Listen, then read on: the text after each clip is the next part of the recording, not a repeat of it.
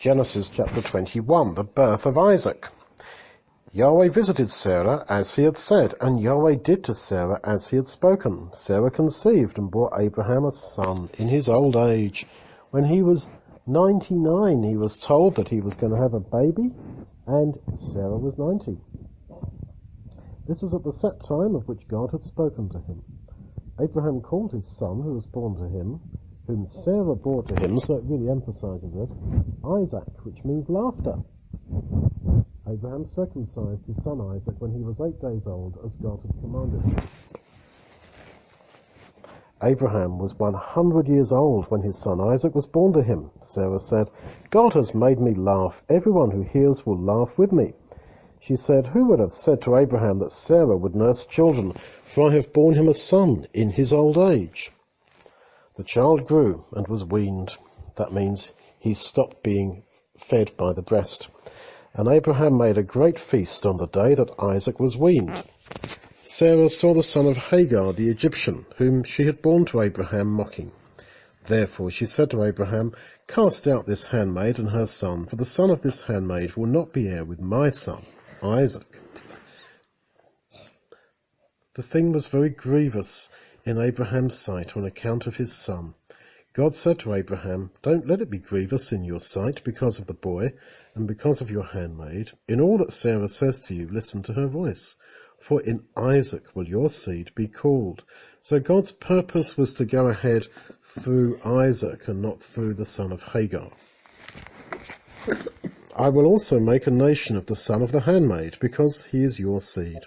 Abraham rose up early in the morning and took bread and a bottle of water and gave it to Hagar, putting it on her shoulder, and gave her the child and sent her away. She departed and wandered in the wilderness of Beersheba. The water in the bottle was spent, and she threw the child under one of the bushes. She went and sat down opposite him a good way off, about a bowshot away, for she said, "Let me not see the death of the child." She sat opposite him and lifted up her voice and cried.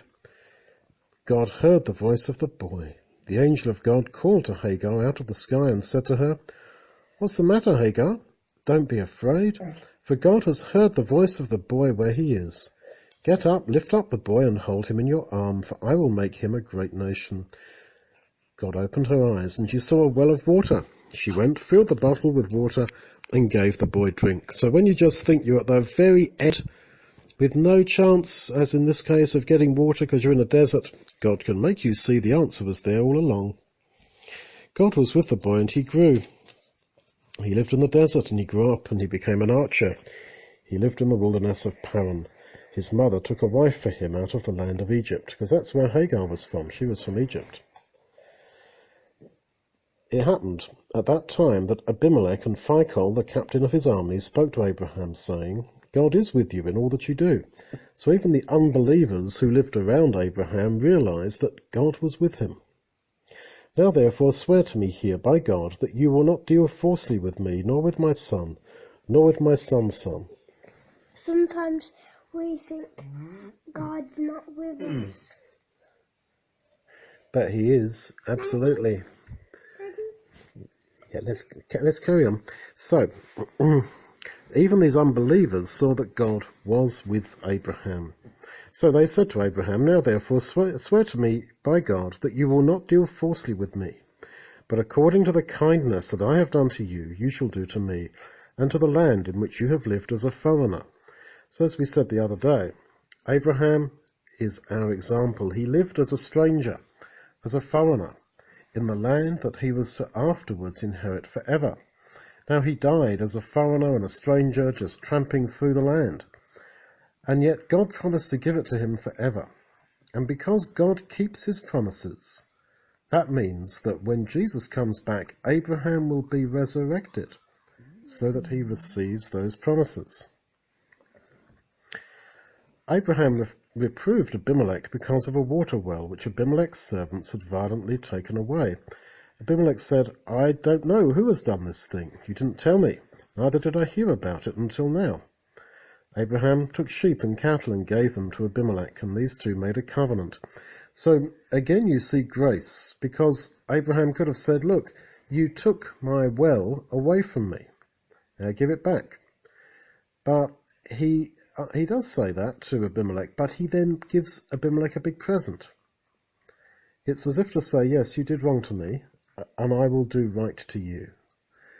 It's so opposite to how we naturally think, that you did that to me, so therefore I shall be nasty to you. But this is what Jesus means when he says, if somebody takes away your jacket, offer them your shirt. If somebody makes you go 1 mile with them, go 2 miles. Answer evil with good, not with evil.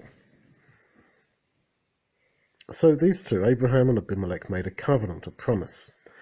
Abraham set 7 lambs of the flocks by themselves, and Abimelech said to Abraham, what mean these 7 lambs which you've set by themselves? He said, you shall take these 7 lambs from my hand, that it may be a witness to me that I have dug this well.